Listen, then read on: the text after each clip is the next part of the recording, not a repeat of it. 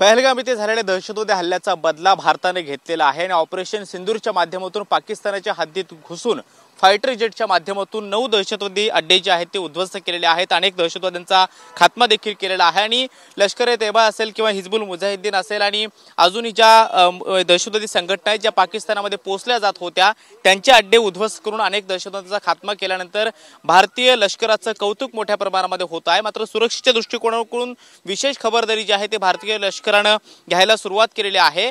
अटारी बॉर्डरची दृश्य आपण पाहतोय। अटारी बॉर्डरला दररोज 5:30 वाजता भारतीय लष्कराच्या म्हणजे सीमा सुरक्षा दलाच्या वतीने परेड केली जाते आणि रिट्रीट सेरेमनी पाहण्यासाठी देशभरातून अनेक पर्यटक किंवा भारतवासी जे आहेत ते अटारी बॉर्डरवरती येत असतात। मात्र कालच्या ऑपरेशन सिंधूर नंतर या ठिकाणी विशेष खबरदारी घेतली जाते। जे देशवासी येत आहेत परेड बघण्यासाठी त्यांच्यासाठी आज परेड जी आहे ती बंद ठेवण्यात आलेली आहे आणि आता बाहेर हे पोस्टर जे आहेत ते लागायला सुरुवात झालेली आहे। आजची परेड ही बंद आहे अशा पद्धतीचे हे निर्देश जे आहेत या ठिकाणी देण्यात आलेले आहेत आणि पर्यटकांना आतमध्ये सोडलं देखील जात नाहीये। दररोज 2 वाजता दुपारी आतमध्ये पर्यटकांना प्रवेश दिला जातो आणि अटारी बॉर्डरवरती 5:30 ते 6च्या दरम्यान अर्ध्या तासाची परेड पार पडली जाते आणि रिट्रीट सेरेमनी झाल्यानंतर भारताचा झेंडा हा तिथे उतरवला जातो, सन्मानाने उतरवला जातो आणि हा एक माहोल असतो जो सगळ्या भारतवासियांना किंवा देशवासियांना बघण्याची एक संधी असते।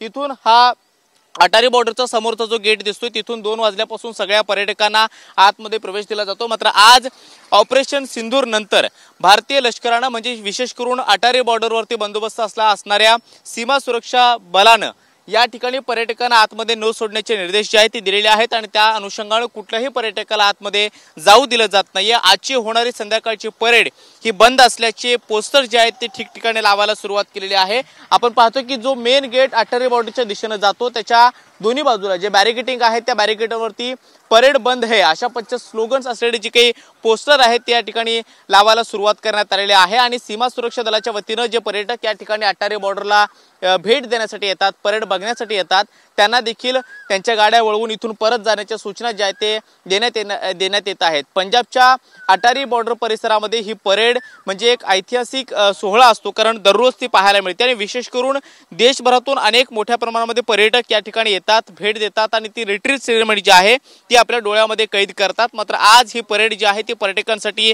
बंद असणार आहे। परेड जी आहे ती बंद असण्याच्या सूचना सीमा सुरक्षा दलाच्या वतीने देण्यात आलेल्या आहेत आणि तशा पद्धतीचे पोस्टर जे आहेत ते ठिकठिकाणी लावायला सुरुवात करण्यात आलेली आहे कारण मोठ्या आशेने देशभरातून अनेक पर्यटक देशवासी जे आहेत ते या परेडसाठी येतात रिट्रीट सेरेमनीसाठी येतात। मात्र पहलगामच्या हल्ल्यानंतर भारताने कठोर भूमिका घेत पाकिस्तानच्या हद्दीत घुसून दहशतवाद्यांचे 9 अड्डे उद्ध्वस्त केलेले आहेत। अनेक दहशतवाद्यांचा खात्मा त्यामध्ये केलेला आहे आणि म्हणून आता सुरक्षेच्या अनुषंगाने या पंजाबच्या बॉर्डरवरती अटारी बॉर्डरवरती विशेष खबरदारी घेतली जाते। जे टुरिस्ट येत आहेत पर्यटक येत आहेत त्यांच्यासाठी आज परेड जी आहे ती पूर्णतः बंद असणार आहे। हे आपण पाहतो की अशा गाड्या दुपारी 2 नंतर या ठिकाणी मोठ्या प्रमाणामध्ये येत असतात आणि पर्यटकांची या ठिकाणी मोठ्या प्रमाणामध्ये हजेरी असते। मात्र आज जी परेड बघण्यासाठी हे पर्यटक अटारी बॉर्डर परिसरामध्ये येतात त्यांच्यासाठी ही परेड जी आहे ती पूर्णतः बंद असणार आहे कारण गाड्या इथूनच वळवण्याच्या सूचना या सगळ्या आर्मीच्या जवानांच्या माध्यमातून देण्यात येत आहेत, सीमा सुरक्षा दलाच्या माध्यमातून देण्यात येत आहेत आणि मोठमोठे गाड्या भरून जे पर्यटक येतात त्यांच्यासाठी आज ही परेड अटारी बॉर्डरवरती होणारी पाहता येणार नाहीये।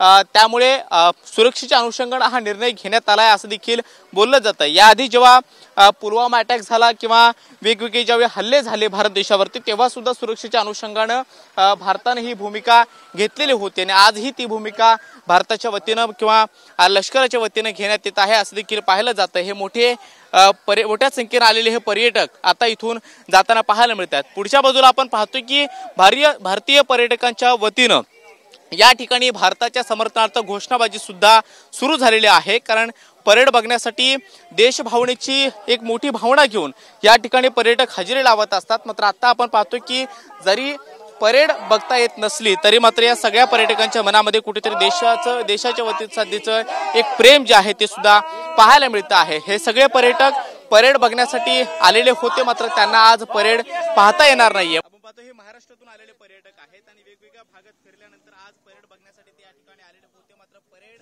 आज बंद आहे। 5:30 ते 6 वाजता परेडचा जो रिट्रीट सेरेमनीचा कार्यक्रम होतो तो आज पूर्णतः बंद ठेवण्याचा निर्णय भारतीय लष्कराने घेतलेला आहे, सीमा सुरक्षा दलाने घेतलेला आहे आणि पुढच्या बाजूला जे पर्यटक येत आहेत त्यांच्या गाड्या तिथूनच परतून तुम्ही आज इथून परेडला आतमध्ये जाऊ शकत नाही अशा प्रकारच्या सूचना ज्या आहेत त्या सुद्धा जात आहे, त्यामुळे काहीशी नाराजी या सगळ्या पर्यटकांमध्ये आहेत की आम्हाला इतक्या लांब परेड बघता येत नाहीये. मात्र सुरक्षेच्या अनुषंगानं भारतीय सीमा सुरक्षा दलानं हा निर्णय घेतलेला आहे आणि परेड बंद असल्याचे स्लोगन्स असलेले जे काही पोस्टर आहेत ते सुद्धा ठिकठिकाणी लावून या सगळ्या पर्यटकांची समजूत घालण्याचा प्रयत्न देखील केला जातोय. मात्र भारतीय लष्कराला हिंमत देण्यासाठी, जवानांची हिंमत वाढवण्यासाठी आम्ही या ठिकाणी आलेलो आहोत, अशा पद्धतीची भावना या सगळ्या पर्यटकांच्या माध्यमातून व्यक्त केली जाते.